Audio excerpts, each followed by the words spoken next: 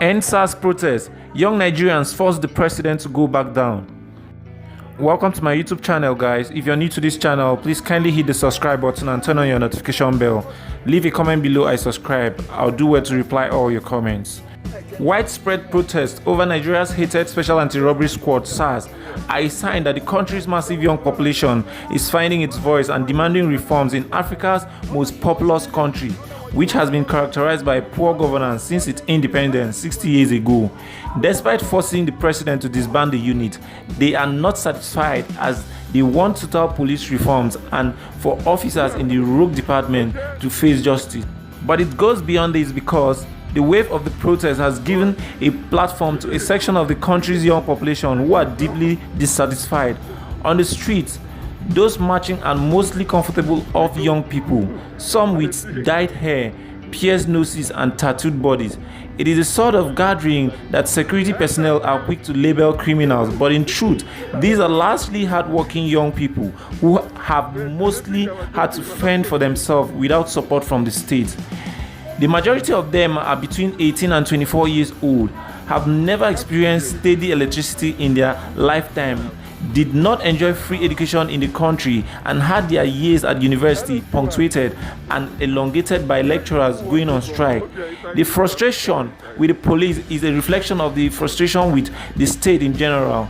According to Victoria Pang, a 22-year-old graduate who was at one of the protests in the capital city, Abuja, and one of the many women who have been at the forefront of the demonstration, asked, "What have I benefited from this country?"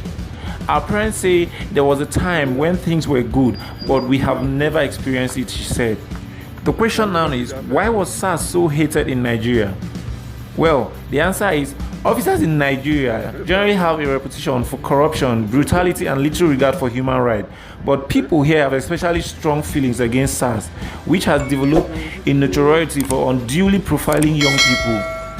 A report in June by Amnesty International said it documented at least 82 cases of torture, ill treatment, and extrajudicial execution by SARS between January 2017 and May 2020. The Nigerian authority have failed to prosecute a single officer despite anti-torture legislation passed in 2017 and evidence that its members continue to use torture and other ill treatment to execute, punish, and extract information from suspects, the group said. Those considered flashy or well-to-do, anything from having a nice car to a laptop, or those with tattoos or dreadlock, attracted the attention of SARS officers. The profiling of young Nigerians runs deep in society.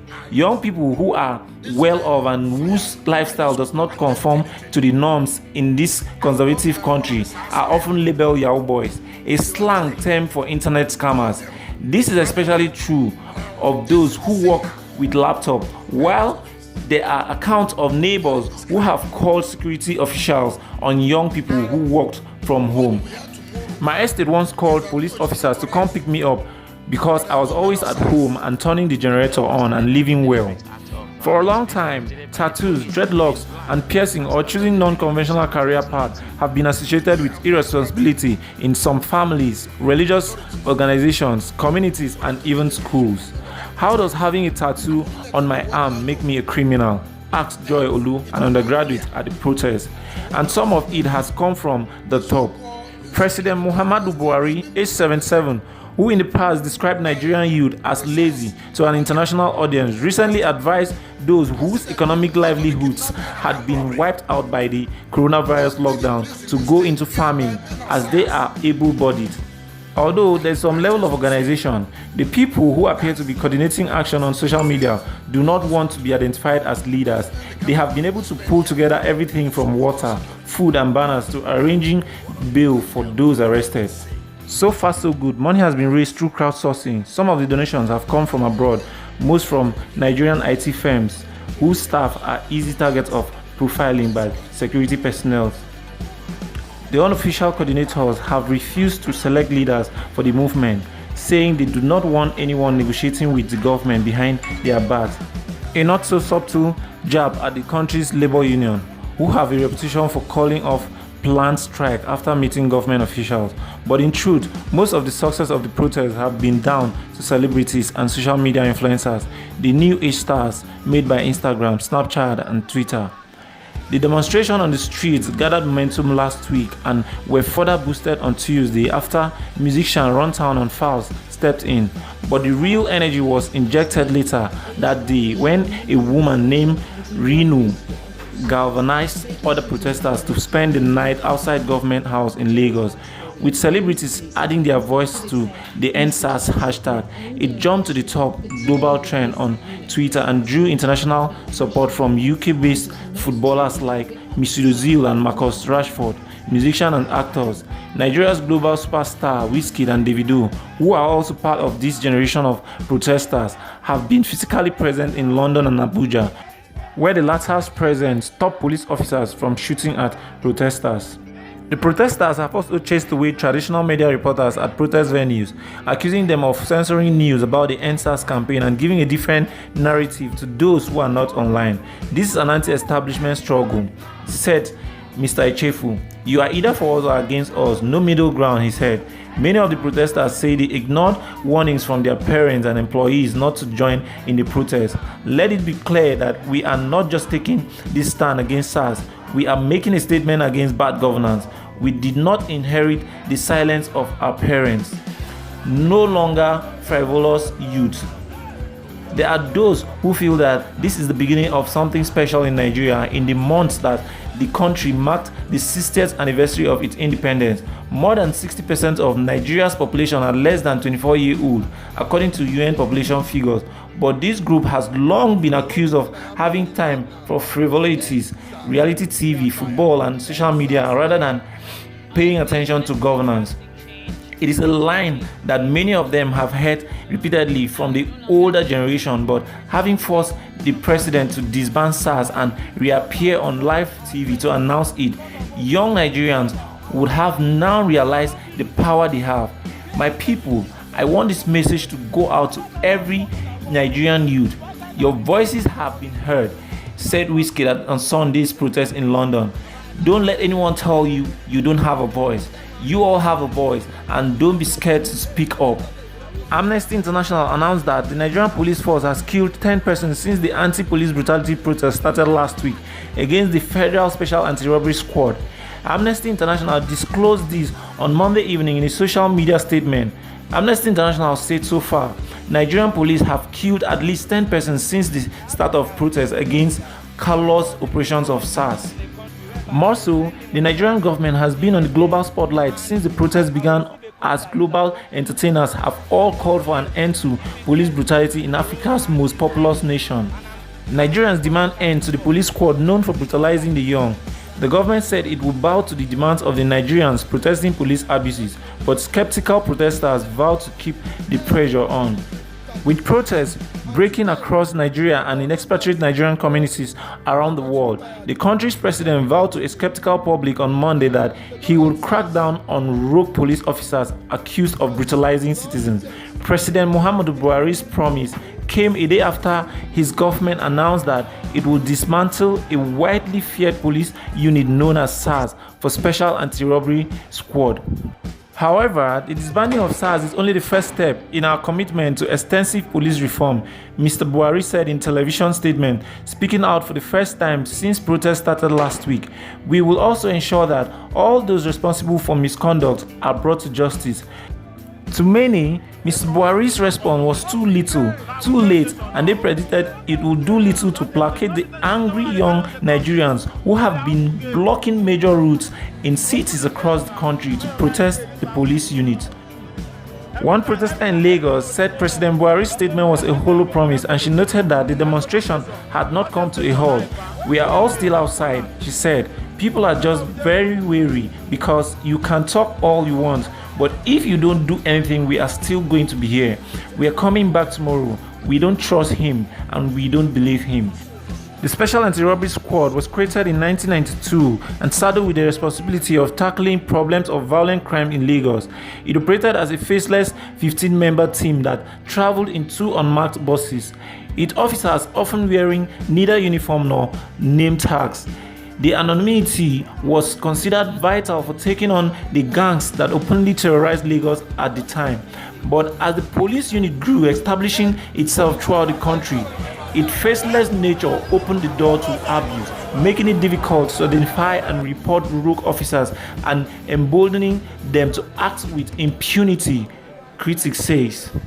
The Sars unit has been accused of targeting young people who appear well dressed, shaking them down for money and torturing and abusing and even killing those who resist.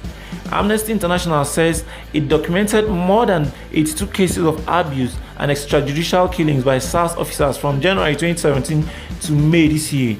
Many of the victims were between 18 and 35. The human rights group said nearly half of Nigeria's population of 182 million is below age 30, one of the world's largest concentration of young people. The government has claimed before that it planned to shut down the unit, but its officers are still on the street. The government disbanded Sars in 2017, in 2018 and in 2019, said a protester, a young Nigerian graduate at Boston University. We are not buying it this time.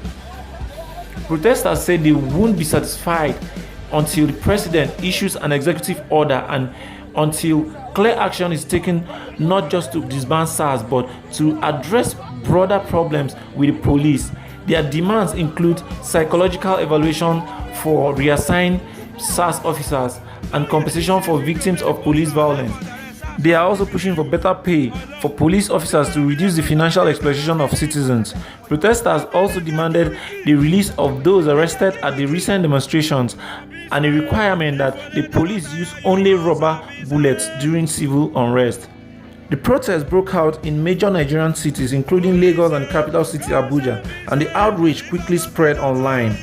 The End Sars hashtag on Twitter soon garnered global attention, resonating particularly in the United States, birthplace of the Black Lives Matter movement.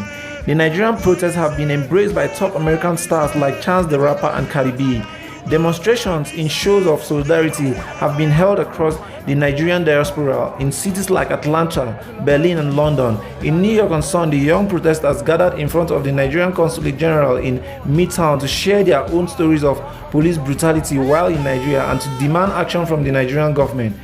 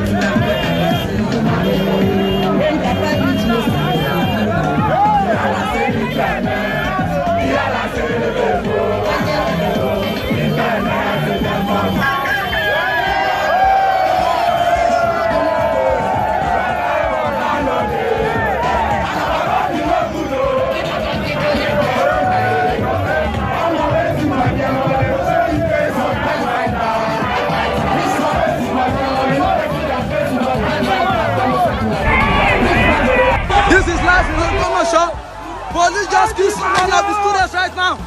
Police just shoot one of the students right now. Police just killed one of the students right now. Police just killed one of the students right now. Police just killed one of the students right now. Hey! They just killed this guy. They just killed this guy. They just killed this guy. They just killed this guy. They just killed this guy. They just killed this guy. This is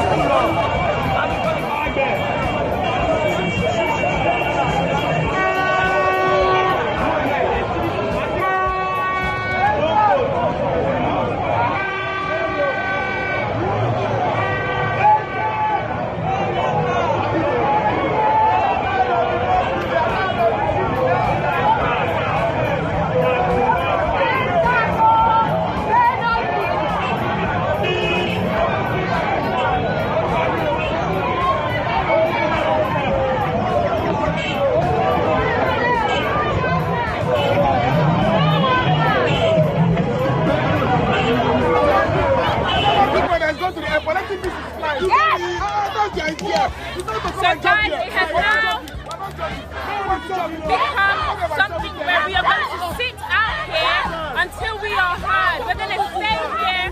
Before it was a march, now we are going to stay here until we are heard, until people see and realize what we should be doing. We are going to stay here. That is what we are going to do now. The idea is